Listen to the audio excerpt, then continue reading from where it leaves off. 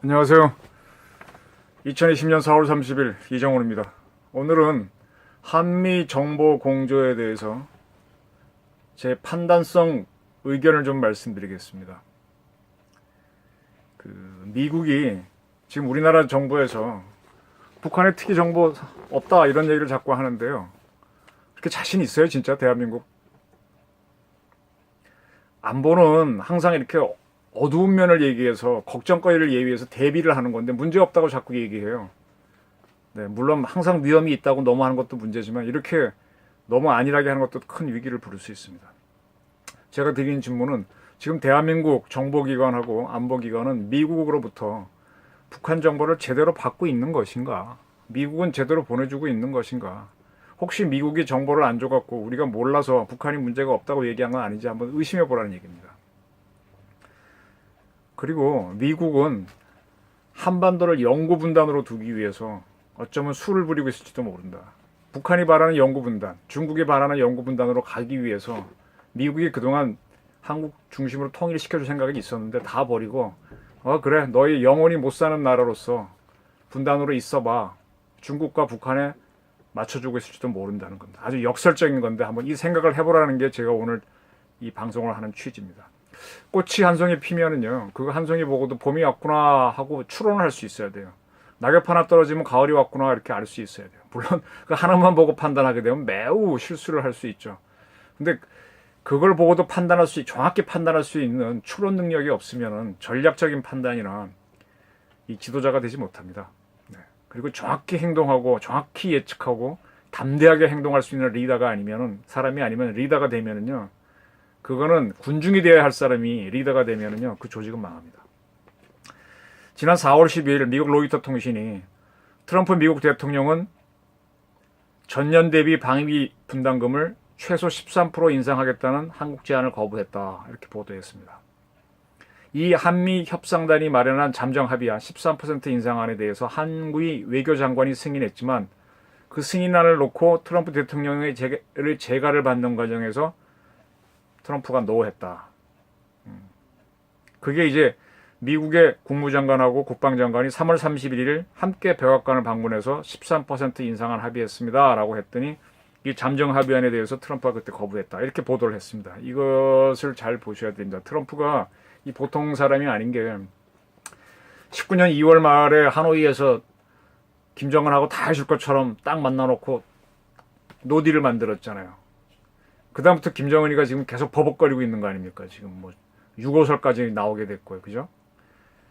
풍을 맞았다고 한다면 그때 정신적 쇼크가 굉장히 크겠죠. 우리 문재인 대통령도 그날 한 방 먹었지 않습니까? 그 전에는 뭐 전화해가지고 미북 간에 합의만 하면은 북한 지원 다 하겠다 그랬다가 다 무산되니까 북한으로부터 삶은 소대가리 같다는 소리 듣게 되고 뭐 다 엉켜버리게 되는데 그걸 만든 사람이 트럼프라는 것. 그 트럼프라는 사람의 수를 저 사람 만수구나 이렇게 봐야 되는데 만만하게 보고 있으면 큰 코를 다친다는 얘기입니다. 이런 트럼프가 3월 31일 날 잠정 합의안을 제가 하지 않았을 때는 뭔가 수가 있다고 봐야 되는 거죠. 그거는 어쩌면 우리 대통령 문재인 씨를 바라보는 거하고 김정은을 바라보는 게 것 때문에 그럴 수도 있다는 판단을 하셔야 된다는 얘기입니다. 그리고 미국의 한 당국자는 그 로이터 통신 보도입니다. 협상 교착 국면이 올해 여름을 지나서 이번 11월 달 두 번째 화요일인가 목요일에 미국 대통령 선거하죠. 그때까지 이어질 것이라는 우려가 제기된다. 올해 내내 방위비 분담금 협상을 안 할 거다라는 게 이제 이런 예측이 나왔습니다. 지난 4월 27일 안국의 국회 국방위원장은 민주당이죠. 라디오 인터뷰에서 13% 인상보다 더 많이 해줬었다 우리가. 작년에는 8.2% 인상했고 올해 13 내지 14% 인상해주는 거니까 2년 사이에 22%포인트를 올려주는데 뭐 이렇게 상당히 우리 파격적으로 인상했는데 미국이 거절했다고 불만을 토로했습니다. 네, 불만 토로하는 건 맞죠. 근데 그것도 뭐 봐가면서 해야 되죠. 저는 무조건 미국에 돈 많이 주자는 건 아닙니다. 돈 적게 주고도 국익을 올리는 방법이 있으면 해야 되죠. 근데 이것도 저것도 안 되면 국익을 위해서 더 줄 수도 있는데 그것마저 거부하면은 국가는 어떻게 되냐 이거죠. 4월 27일 미 국무부 대변인, 그러니까 미국 시간이니까 4월 28일쯤 되겠죠. 앙규백 씨가 라디오 인터뷰한 다음날 미국은 상호적으로 수용 가능한 합의를 이루는데 여전히 전념하고 있다. 즉 한미 간의 방위 분담금 협상을 깨지는 않겠다는 뜻입니다. 우리 오랜 견해는 한국이 공평한 몫에 더 기여할 수 있고 더 기여해야 한다는 것이다. 즉 한국이 돈을 더 내라는 뜻이다. 우리는 한국 정부로부터 추가 타협이 있기를 바란다. 우리가 협상을 차단한 건 아니다. 협상할 뜻이 있는데 더 인상해 봐라. 돈 더 달라고 하면서 계속 끄는 건 안 하겠다는 뜻이죠. 뭔가 불만의 표현이죠. 근데 4월 28일 국회 외통위 전체회의에서 윤상현 외통위원장이 질문했습니다. 강경화 장관한테 13% 인상안이 우리의 최종 아닌가? 질문했죠. 그랬더니 강경화 장관이 우리로서는 가능한 최고의 수준이었다. 그리고 국회의 동의를 받아야 한다는 전제에서 합리적인 수준에서 타결해야 한다는 입장이었다. 즉 13%가 우리의 거의 마지노선이었다. 이런 식으로 답변을 했습니다. 그리고 나서 우리 정부에서는 4월 1일부터 주한미군에 근무하는 한국인 근로자들이 무급휴직 상태죠. 그분들을 위한 특별법을 제정하겠다고 그랬습니다. 근데 이게 문제가 되는 게 특별법을 만들어서 임금을 주게 되면요, 그 근로자들은 미군에 고용돼 있는 사람들입니다. 근데 그걸 다른 우리나라 정부가 주게 되면 그거는 계약 조건과 어긋나게 되죠. 그죠? 근로조약권에. 제가 동아일보에서 일하고 있는데 타신문서 봉급받는다면 문제 안 되겠습니까? 이게 문제입니다.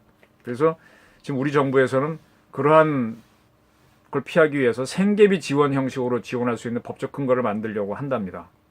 그리고 거기에 대해서 미국한테 이렇게 통보를 했죠. 또 미국이 그거 갖고 시비 걸면 법적인 싸움 가지고 돈을 못 주고 한참 재판할 수도 있지 않습니까? 근데 미국의 반응이 없답니다. 근데 4월 30날 주한미군 규탄 민중공동행동 이런 단체가 있답니다. 들어보셨어요? 이런 사람들이 주한미국 대사관 앞에서 주한미군에 근무하는 한국인 노동자, 근로자라는 단어 절대 안 쓰죠. 무급 휴가를 통보했다고 해서 규탄하는 시위를 했습니다. 과거 같았으면 이런 단체들은 주한미군에 근무하는 한국인 근로자들은 친미파라고 공격했을 거예요. 근데 또 이분들을 편들어주는 이런 시위를 합니다. 이 단체가 도대체 뭘까요? 왜 이런 단체들이 자꾸 이 정부에서 자꾸 나올까요? 미 대사관 앞에 가면 혼자 시위하는 이런 젊은 청년들이 있어요. 근데 4월 29일 날 우리 국방부 장관은 국회에 출석해서 뭐라 그랬는가 하면 언론에서 13% 인상이라 그랬지만 그건 정확한 수치가 아니다라고 얘기했습니다. 그리고 협상이 진행되는 과정에서 충분히 많은 노력을 했다. 그리고 또 뭐라 그랬는가 하면 정경두 장관이 한미 동맹은 중요하고 또 주한미군이 한반도와 동북아 지역에서 평화 안정을 유지하는 데 크게 기여한 부분이 있다. 강경화 장관하고 다른 이야기합니다. 동맹국가 상호 윈윈하는 안으로 타결해야 한다는 차원에서 많이 노력하고 있다. 국방부는 타결이 되기를 원하는 거죠. 그리고 주한미군 한국인 근로자 생활안정 지원에 관한 특별법 제정에 대해서 그걸 미국에 통보했기 때문에 미국도 알고 있다. 그런데 미국은 급여의 형태로 지급되는 것은 조금 반대하고 있다. 즉 이거는 계약 조건 위반이다 이거죠. 급여를 하면 다른 직장을 구하는 것이기 때문에 다른 직장 한국 정부가 고용한 거잖아요.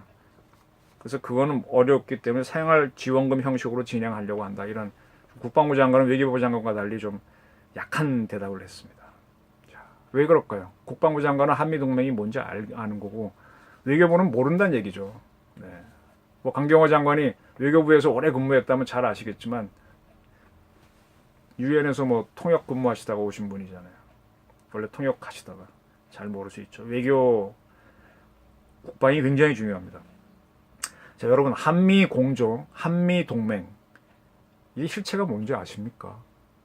저도 공부를 하면서 처음엔 몰랐어요. 학생 때도 모르고 한참 중년 기자 때도 몰랐습니다. 이제는 정확하게 좀 아는 것 같아요. 물론 제가 뭐 제일 똑똑한 사람 아니니까 잘못 알 수도 있지만 한미 동맹의 핵심은요, 한미 군사동맹입니다. 군사동맹이 뭐로 상징되는가 하면 한미 연합사로 상징됩니다. 그 군사동맹 때문에 한미 연합군을 하나의 조직으로 군대로 만들어 놓은 그 조직 때문에 한미 동맹 외교가 가능한 겁니다. 즉 군이 있었기 때문에 안보가 가능한 겁니다.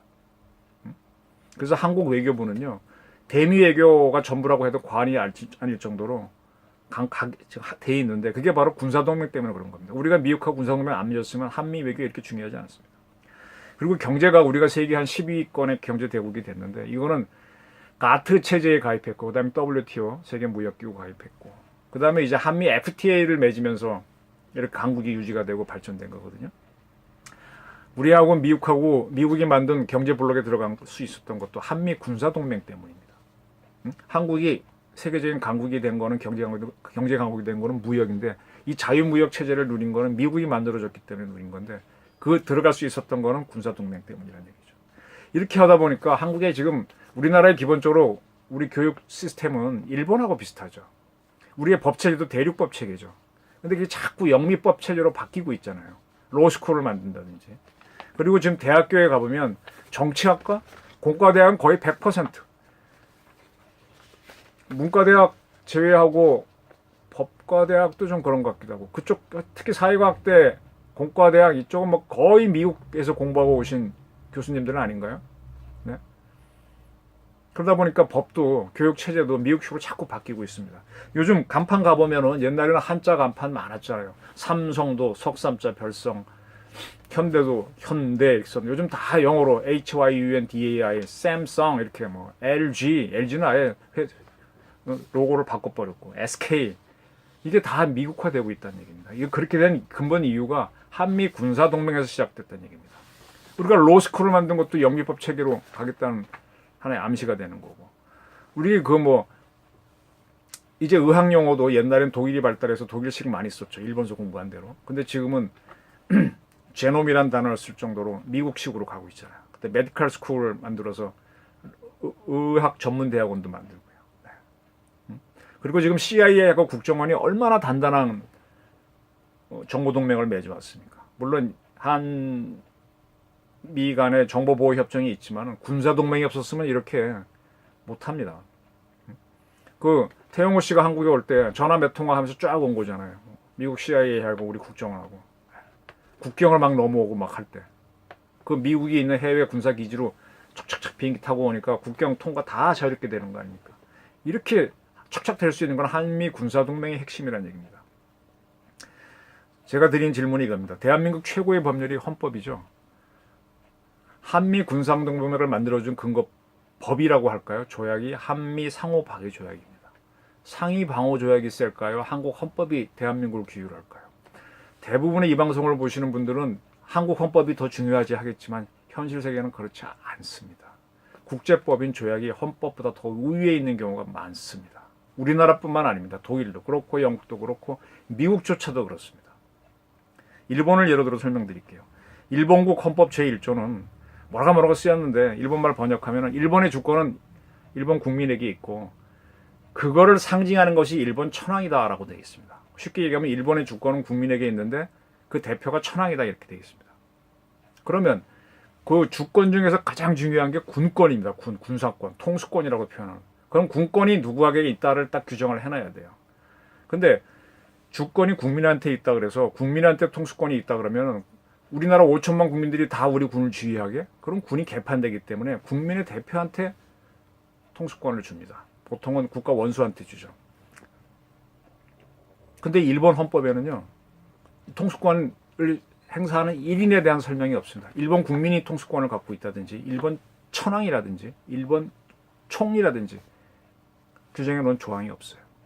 우리나라 헌법은 있습니다. 74조 1항에 대통령은 헌법과 법률이 정하는 바에 의하여 국권을 통수한다라고 되어 있습니다. 즉 대한민국 국군은 국민을 대표한 주권자인 국민을 대표한 대통령이 통수한다고 딱 규정되어 있습니다. 그리고 우린 통수권에 대한 혼란이 없어요. 그런데 일본은 그런 통수권을 누가 가진다는 규정이 없습니다. 왜 그런지 아십니까? 일본국 헌법 제2장 9조에 전쟁의 포기와 교정권 부인에 대한 내용이 있는데, 내용이 뭔가 하면 일본 국민은 어쩌고 저쩌고 하다가 국권이 발동된 전쟁과 무력에 의한 위협 또는 무력의 행사는 국제 분쟁을 해결하는 수단으로서 영구히 포기한다. 그러니까 국가 간의 마찰이 있을 때 클라우제비치가 국가 간의 어떤 뜻이 충돌될 때 국가의 뜻을 행사하기 위해서 정치 행위를 국경 바깥으로 행사하기 위한 게 전쟁이라 그랬거든요. 정치의 연속이 전쟁이라고 그랬습니다. 그러한 방법으로서 내 뜻을 국경 바깥으로 투사할 때 안 됐잖아요. 그때 투사하는 방법으로 전쟁을 하는데 그러한 전쟁을 영원히 포기한다고 일본 헌법은 되어 있습니다. 그리고 2항에서 육해 공군 및 기타 전력은 보유하지 않는다. 국가 안에도 군대를 갖지 않고 바깥에서 문제가 생겼을 때 군대도 투여하지 않는다고 되어 있으니까 통수를 할 대상이 없는 거예요. 군이 없는 거예요. 따라서 통수권을 규정하지 않았습니다. 근데 일본이 1952년 미일 안보 조약을 발효시킵니다. 그때 이제 지금 일본 헌법도 같이 발효를 시키는데 그 1조에 뭐라고 되어 있는가 하면은 일본에 주둔하는 주일미군은 극동의 국제 평화와 안전에 기여하고 일본에서 일어난 내란에도 대처할 수 있다. 무슨 얘기인가 하면 일본에 미군이 주둔하면서 일본을 지키고 일본 바깥으로 나가서 싸울 수도 있고 일본에서 반란이 일어나면 그것도 제압한다. 즉 대한민국에 있는 국군과 같은 역할을 한다고 딱 해놨습니다. 그 주일미군 통수권은 누가 갖고 있습니까? 미국 대통령이 갖고 있죠. 그럼 일본은 미국의 식민지입니다. 2차 대전 패전 국가라는 게 바로 저런 꼴을 당하는 겁니다. 그리고 조약이 헌법보다 위에 있다는 얘기가 되죠. 그리고 그 조약 4조에 따르면은 이 조약은 유엔이나 미국의 동의 없이는 일본은 함부로 폐지하지 못한다고 되어 있습니다. 이 안보 조약이 한번 개정이 됐는데 내용은 그 개정된 것도 큰 틀, 요거 두 개는 바뀌지 않았어요. 그래서 새로 바뀌는 설명하지 않겠습니다. 그런데 6.25 전쟁이 일어났을 때 일본 방위를 위해서 자위대를 만듭니다. 만드는데 자위대는 철저하게 미군에 보조하는 기관으로만 사용하게 되어 있습니다. 미군이 한국전 참전한다 그러면 극단적으로 자위대가 와서 따라올 수는 있어요. 단독으로 행동하지 못하도록 딱 규정되어 있습니다. 그러니까 일본은 어떤 면에서 미국의 식민지죠. 즉 미일 안보 조약이 일본의 헌법보다 우위에 있습니다. 이거를 아까 말씀드린 대로 영국도 그렇고 독일도 그렇고 국제 조약이 헌법보다 위입니다. 헌법에 따라서 우리가 헌법을 마음대로 할 수 있죠. 전 세계는 대한민국 영토다라고 해놓고 그럼 우리가 전 세계랑 싸우지 않습니까? 싸워야 되잖아요. 그럼 북한도 중국도 그럴 수 있잖아요. 중국은 조선은 우리의 속국이었으니 대한민국은 자기네 중국의 영토다라고 하면 자기네 주권으로 하면 뭐라 그럴 거예요. 근데도 못 싸우는 거는 한중 간에 어떤 수교 협정이 있었기 때문에 니네 영토를 보존한다라고 했기 때문에 못 싸우는 거잖아요. 응? 그래서 조약이 헌법보다 우위인 경우가 많습니다. 그 한미 방위 조약이 저는 한국 헌법보다 세다고 봅니다. 솔직하게 말씀드리겠습니다. 통수권의 실체는요. 작전 통제권입니다. 내가 군을 통제하는데 군 전문가가 아니니까 작전 통제권을 우리 합참의장한테 위임을 하죠. 그렇게 하는데 지금 우리 작전 통제권을 누가 갖고 있나요? 한미연합사령관이 갖고 있습니다. 한미연합사령관이 갖고 있으니까 미국이 갖고 있는 거가 되는 거죠. 이 작전 통제권은요. 한미 방위 조약에 근거해서 78년 이전에는 유엔군 사령관이 갖고 있었어요. 한미연합사 만드는 것부터 한미연합사령관이 갖고 있습니다. 근데 유엔군 사령관이 뭔가 하면요. 유엔이 만들어져 갖고 유엔군을 처음 만듭니다. 유엔군은 조직이 없잖아요. 그래서 미국 합참에게 위임을 합니다. 미국 합참이 유엔군을 지휘하게 만들었어요. 근데 미국 합참은 전 세계를 담당해야 되니까 그때 동아시아를 담당하는 메가더가 이끄는 극동군 사령부한테 네가 유엔군 사령부 역할을 해 라고 해서 극동군 사령부가 유엔군 사령부가 됩니다. 그래서 6.25 전쟁을 치러요. 근데 59년도인가 이 극동군 사령부를 없앱니다. 미국이. 없애면서 유엔군 사령부를 미 86군 제8 아미 보고 하라 그럽니다. 육해공군을 통합지휘하는 육군 사령부가 육해공군을 통합지휘하게 했어요. 그러다가 한미연합사 만들면서 유엔군 사령부는 연합사가 하게 했습니다. 연합사 밑에 유엔사가 있습니다. 근데 유엔사하고 8군 사령부는 100% 미군 부대였지만 극동군도 그렇고 한미연합사는 5대5 한국군이 50% 들어가 있는 부대입니다. 사령관이 미군이면 부사령관은 우리 또 그 밑에 부장이 우리면은 차장은 미군 이런 식으로. 그러면 한국군은 50%라도 참여할 수 있습니다. 그전엔 그것도 못했던 거죠. 유엔군 시절에는. 근데 한국군 한미연합사를 움직일 때 우리 군에 대한 통수권을 가지고 한미 대통령이 합의를 해야만 연합사를 움직일 수 있어요. 우리는 50% 통수권을 행사할 수 있죠. 과거에는 그게 안 됐고. 어쨌든 이론상은 우리가 50% 통제할 수 있습니다. 그런데 이 한미연합사를 없애자는 게 지금 이 문재인 정부의 뜻이잖아요. 전작권을 갖고 와서. 갖고 오게 되면은 한국에는 주한 미군 사령부만 남게 됩니다. 8군을 중심으로. 그러면 그건 100% 미군이 통제합니다. 미국 대통령이. 자기 마음대로 움직일 수 있어요. 한국 바깥에 인도태평양 사령부가 있습니다. 그것도 마음대로 움직일 수 있어요. 한반도 정부에서 작전할 수 있죠. 걔네들이. 우리 통제 못합니다. 한미연합사가 있으면 50%라도 통제할 수 있습니다. 이게 싫으면은 한미 상호방위가 깨면 돼요. 깨면 우리 안보는 보장되나요? 이게 한국 대통령의 딜레마인데 문재인 대통령과 그 옆에 있는 좌파들은 이걸 모르고 있어요. 알고 한국을 망하게 하기 위해서 그렇게 하는지도 몰라요. 50% 갖고 50%못 가져온 게, 야, 나 반밖에 못 먹었어요. 나 반이나 먹었었는데 그거 밤도 못 먹었다고 해서 화를 내서 다 갖고 올려서 다 뺏기는 경우가 있죠. 네. 50%도 괜찮아 하지 못. 긍정과 부정의 차이입니다. 근데 지금 문재인 정부도 이걸 알기 때문에 한미 상호 방위조약은 유지하면서 한미연합사를 없애는 작전권만 가져오려고 그래요. 근데 그럴 경우에는 한반도를 전구로 하는 주한미군 사령부하고 인도太平洋 사령부는 마음대로 작전할 수 있다. 한국이 오래 통제 못하는 위기가 온다는 거죠. 트럼프는 알고 있고 미군도 압니다. 제가 지금도 드리는 말씀은요. 지금 한국이 미국으로부터 굉장히 많은 정보를 받아왔거든요. 북한에 관련된 정보, 다른 나라에 대한 정보도. 우리가 한미 간에 특별히 어떤 병보 보호 조약을 맺은 적이 없어요. 근데 왜 주느냐? 한미 상호 방위 조약 때문에 그냥 포괄적으로 그냥 준 겁니다. 하나가 됐으니까. 미국이 인텔리전스 커뮤니티라고 그래서 16개 국가정보기관을 하나 묶어서 이렇게 DIA에서 관장을 합니다. 굉장히 중요한 기관인데 그중에 제가 잘 기억이 안 나는데 절반 이상이 미 국방부 소속입니다. 뭐 코스트 가드라든지 미 국무부 산하라든지 미국의 그 홈랜드 시큐리티 밑에 있는 SSA 같은 거 몇 개 제외하면 전부 다 거의 그다음에 FBI하고 CIA 제외하면 여러분 FBI, CIA 제일 큰 거 같죠? 아니에요. 미국 국방정보본부 밑에 있는 NSA가 세계 최대의 인원도 제일 많고 돈도 제일 많이 씁니다. 우리 3세븐 부대가 비슷한 거죠. 그래서 그러다 보니까 거기서 군 하나 정보기관에서 정보를 거기다 주고요. 그걸 우리 정보사 이런 데서 3세븐 받아서 가공에 사용하고 우리 국정원도 쓰고 있는 거죠. 방위적에 깨지면요. 이 정보 안 옵니다. 그러면 우리는 눈먼 장님이 됩니다. 어제인가 그저께 제가 테킨트에 대해서 설명했는데 테킨트는 실시간 정보인데 그것이 우리가 무슨 뭐 위성 몇 개 있고 감청 안테나 정찰기 몇 개 있지만 그건 한계가 있습니다. 미국이 봐줘야 가능하거든요.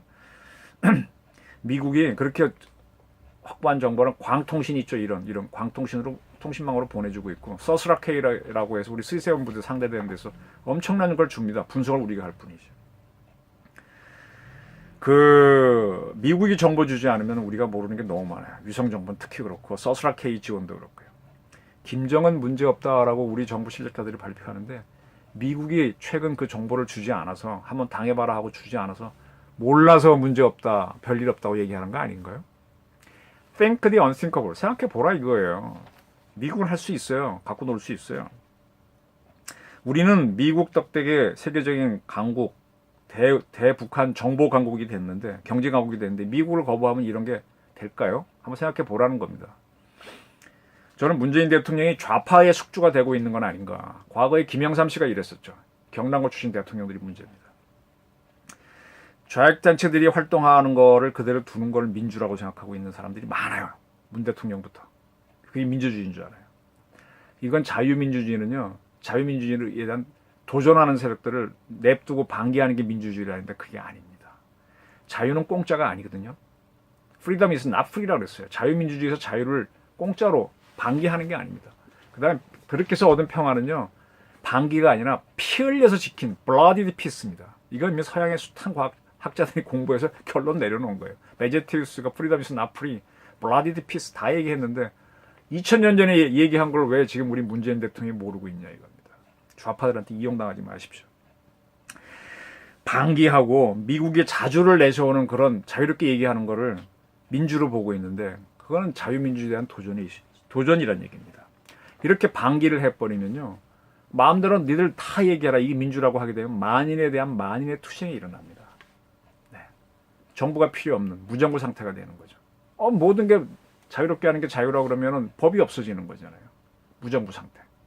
한때 무정부주의자들 많았죠. 극도의 자유주의자들로 가요. 근데 그게 천박한 자본주의를 부리고 부익부 있는 자들만 방어하기 좋고 잘 먹고 잘. 그래서 수정자본주의가 나오고 자유민주주의도 어떤 규율이 들어가고 법과 제도가 들어가고 하는 건데 이걸 모르면 그게 엉터리 민주주의자가 되는 거죠. 그런데 또 명분상으로는 어려운 사람 도와줘야 한다 하다 보니까 자꾸 거기다 하다 보니까 다수에게 맞추는 인민민주주의로 가게 되면 인민재판을 하는 국가가 되면서 그런 공산주의 국가로 가는 거죠. 네. 이게 바로 민주국가에서 그러면 페로니즘이 돼서 아르헨티나처럼 무너지게 되는 거고 천박한 자본주의로 가게 되는 거고 이렇게 가자는 것을 문재인 대통령이 집어넣는 세력들이 있다는 얘기입니다. 그걸 민주주의로 마음대로 얘기하는 걸 민주주의로 알아요. 덕분에 저도 이런 얘기 할 수 있게 됐네요. 마음대로. 미국이 정보를 주지 않아서 김정은한테 일어난 일을 모른다면 이게 큰 문제입니다. 트럼프는 11월 대통령 선거할 때까지 한반도 문제에 신경 쓰지 않겠다 그랬어요. 이미. 예? 그리고 방위비 분담 협정을 재가를 안 했어요. 트럼프는 계산된 생각이 있는 거죠. 그리고 어젠가 그저께 동아일보 보니까 그 기사 중에 아주 재밌는 대목이 있더라고. 트럼프가 문 대통령한테 전화하면 항상 김정은 잘 있냐고 묻는데요. 이게 무슨 뜻일까? 나 보면서 기사에서 이면 기사에서 배꼽 잡고 웃었는데 트럼프는 어쩌면 한국의 전복 능력과 남북 내통 관계를 궁금해하는지도 몰라요. 이미 제가 보는 시각 이상으로 문 대통령을 바라볼 수 있다는 얘기죠. 트럼프는요. 이 정부가 뭐라 그랬습니까? 그 지소미아를 깰라 그랬었죠. 그걸 못 깨게 만들었잖아요. 그때 뭐 한참 깨니 뭐 위안부 문제 떠들고 하다가 결론적으로 콱 주저앉은 게 이 정부 아닙니까? 못 깼습니다. 네. 그렇습니다. 그 문재인 정부는요. 지소미아 때 미국한테 꼼짝하지 못했어요. 아직도 지소미아 깬다고 못 깨고 있습니다. 뭐 여러 가지 됐잖아요. 뭐 화이트리스트 문제 갖고 떠들다가 요즘 조용해졌죠. 팬데믹 돌면서부터는 다. 근데 이런 상황에서 또 대미자주를 자꾸 내세우고 하니까 미국이 조용히 정보를 차단하면서 한번 손을 써볼 수 있잖아요. 미국 CIA는 뭐 이런 거 잘하잖아요. 응? 그걸 눈치채는 게 우리 국방부일 수 있죠. 그래서 미국을 상대로 강경하게 안 나갑니다. 외교부는 뭔지 모르니까 강 장관은 저기 세게 발언하고. 응? 우리 군에서는요. 위기 발생하면 가장 먼저 희생되는 게 우리 군인이라는 걸 잘 압니다. 저도 압니다. 그래서 군인들은 세게 안 나갑니다. 미국에 대해서. 트럼프는 북한도 조이지만은 대한민국 현 정부를 조일 겁니다. 분명히. 그러기 위한 조치로서 정보부터 줄일 가능성이 매우 높습니다. 이걸 우리가 모를지 몰라요. 살살 갑자기 뜨거운 물에 개구리 넣으면 개구리 탁 튀어나오려고 그러죠. 뜨거우니까. 근데 살살 끓이면 가만히 있다가 데쳐 죽죠. 네. 그게 훨씬 더 쉬운 방법이시죠. 저항 없이 죽일 수 있으니까. 4.15 총선에서 압승을 했기 때문에 문재인 대통령은 승자의 저주에 걸릴 수 있습니다. 이제 내 맘대로 해도 되는구나. 국민들 지지가 많으니까 대미자주로 가자. 그러다가 한 방이 갑니다. 이게 바로 독이 든 성배를 마시는 겁니다. 성경에 나오는 대로. 이거 아닌데 하면서도 옆에서 국민들이 이렇게 지지해 줬는데 가셔야 됩니다. 막 가다가 골로 가는 거죠. 그분만 가는 게 아니라 대한민국이 망할 수도 있는 거죠. 미국을 무시하면 곤란합니다. 근데 미국이 제재하면 자꾸 대미자주를 하면서 미국 비난하라 그러면서 미국이 맞서라고 할 거예요. 처음엔 잘한다고 하겠죠. 그 뒤끝이 문제죠. 이렇게 되면은 미국은 어떻게 하는 거면요. 원래 정전협정에 따르면 한반도는 둘로 나눠야 돼요. 또 옛날 우리 독립시켜줄 때 신탁 통치해갖고 뭐 이렇게 하려고 그랬잖아요. 어차피 소련하고 나누려고 그랬지 않습니까? 그럼 정전협정도 그렇고 중국하고 영원히 나누는 쪽으로 갈 수 있어요. 중국한테 미국은 국익을 다 취하고 대신에 한반도 통일 안 시켜줄 테니까 괜찮지? 퉁치고 얘네들은 좀 잘 살면 대드니까 핵도 만들고 남한은 잘 산다고 까보니까 우리 못 살게 하자 합의하면은 핵도 없고 못 사는 나라로 만들 수 있어요. 뭐 여러 가지 방법 가능하죠. 서로 싸우게 내전을 유도한다든지 프락시 워를 할 수 있습니다. 무역 제재 중국 상대로 무역 제재도 하는데 대한민국 상대로 못 하겠어요. 한번 FTA 깨고 뭐 어쩌고 하면은 한국인 출입 금지 시키고 하면은 뭐 골로 가는 거지. 그 CIA가 미국의 의지가 실린 게 CIA 텐데 국무부는 이렇게 감춰서 말하는데 CIA의 의지가 실리는 방송이 VOA, Voice of America입니다. 거기서 어쩌고 저쩌고 하는 걸 잘 들어야 돼요. 노무현 대통령은요 가야 합동법률사무소를 할 때 문재인 씨를 참여시켰잖아요. 그러면서 이제 대표는 지금식으로 하면 노무현, 그 밑에 있는 분은 문재인 이렇게 가부를 만들고 했기 때문에 그분은 주인이잖아요. 그러니까 한미 간에 한미 FTA도 믿고 막 자주의식이 강해도 이건 안 되구나 탁 돌 줄 알아요. 근데 문 대통령은 그런 얘기 없고요. 주변에서 이렇게 막 이렇게 하십시오 하면 그걸 따라가는 습성이 있는 것 같아요. 그러다 보니까 임종석이 공간이 열렸었고 조국이라는 양반이 공수처를 만들겠다고 자기 마음대로 하는 거 아니에요. 대통령 그냥 이용하는 거잖아요. 그 대통령을 그런 대통령이니까 저 세력들은 계속 하셔야 됩니다. 자기네가 나서면 총알 맞는데 이분은 착하니까 이용하는 거지 않습니까? 이게 문제입니다. 지금 트럼프는 아메리카 퍼스트를 내세웠어요. 미국이 경제 어려운 거 맞아요. 또 팬데믹 때문에 더 어려워졌어요. 미국이 2차 대전 끝나고 세계 경제의 50% 이상을 차지했는데 지금은 뭐 20 몇 프로밖에 안 됩니다. 자꾸 힘을 잃으니까 이런 상태에서 팬데믹 돌았거든요.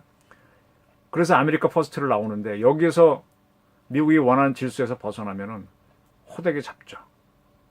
근데 거기에 맞서 보려고 해요. 미국이 쇠퇴하는 태양이다라고 바라보는 거죠. 이게 문제라는 겁니다. 한미동맹이 왜 중요한지, 한미동맹을 어기면서 통일하겠다는 세력들이 과연 통일을 하는 세력인지 반통일 세력인지 김정은 체제를 유지시켜주는 세력인지 잘 보셔야 됩니다. 제가 퍼펙트 스톰이 온다 김용삼 기자의 말을 인용해서 했는데 많이 오고 있잖아요. 팬데믹. 이게 시작이고 내년이 더 할지도 모릅니다. 한 번에 꽝 IMF처럼 하면 와 뜨거. 이번에 코로나도 한 번에 꽝 하니까 석 달 동안 해서 잘 막았는데 이제 서서히 정보를 조이고 뭘 조이고 오게 되면 끓는 물 아니고 살살 데우는 물이 오게 되면 서서히 힘들어 죽어버리죠. 한국 국력이 약해질 수 있다는 얘기입니다. 퍼펙트 스톰 꽝 오는 게 아니라 천천히 오는 스톰일 수도 있고요. 힐러리를 지지했죠. 아베가. 굉장히 지지했죠. 근데 트럼프가 당선되니까 바로 친미로 돌아섰잖아요. 왜 그랬을까요? 아까 그 나라는 국가 안보부터 많은 걸 미국에 의지하고 있고 미국이 환율 조정해야 하니까 플라자 합의를 바로 해줄 만큼 패전국가라서. 그래도 자기 힘이 우리보단 셉니다. 왜 아베가 저 모양일까요? 마초인데 마초. 우리 마초가 아닌 대통령인데도 왜 이렇게 대들까요? 아베가 바볼까요? 중국도 지금 미국이 무역협정 하자면 끌려가지 않습니까?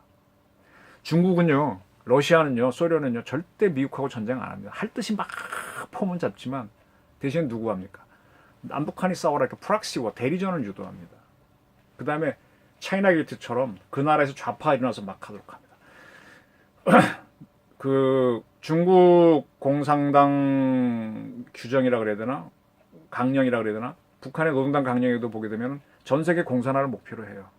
전 세계 좌파들을 자꾸 지원합니다. 그렇게 해서 무너뜨려서 베트콩식으로 미국을 이기려고 하지 맡아서는 못 이긴다는 거 알아요.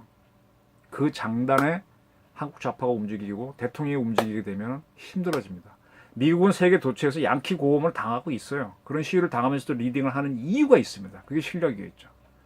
양키 고음을 할 수 있는 공간이 열렸다고 마구 떠들어서 그걸 민주주의라고 생각하고 가다가 힘들어집니다. 우리는 분단국가고 옆에 중국이라고 하는 힘든 나라가 있고 일본이라고 하는 만만찮은 나라가 있습니다. 통일을 어떻게 하고 경제를 어떻게 할 것인지 생각해야 됩니다.